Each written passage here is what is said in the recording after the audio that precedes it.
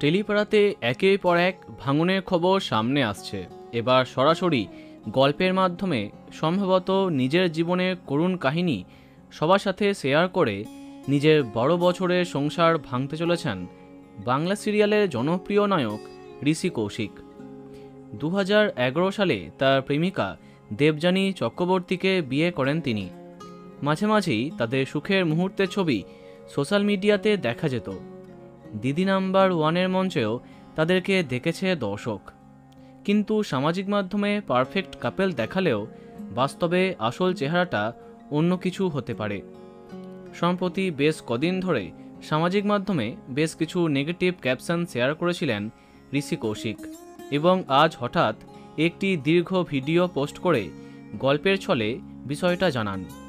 সেই ভিডিও তার প্রোফাইলে গিয়ে দেখতে পারো।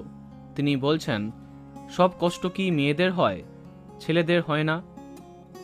একটি মেয়ে এবং অন্য একটি ছেলে একে অপরকে ভালোবাসত, কিন্তু মেয়েটি ছিল উশৃঙ্খল, বেপরোয়া।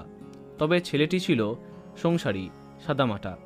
ছেলেটির আপত্তি সত্ত্বেও মেয়েটি তাকে ভরসা দেয় সে পাল্টে যাবে, কিন্তু বিয়ের কদিন বাদেই তার আসল চেহারা সামনে আসে।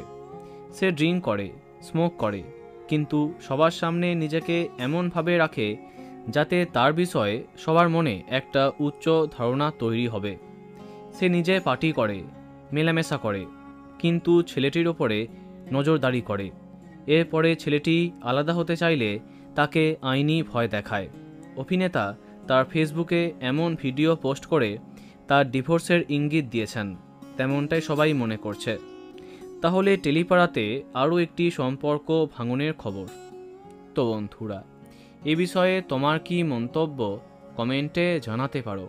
আর বাংলা বিনোদনের অন্যান্য আরও খবর পেতে সাবস্ক্রাইব কারেন্ট পজ।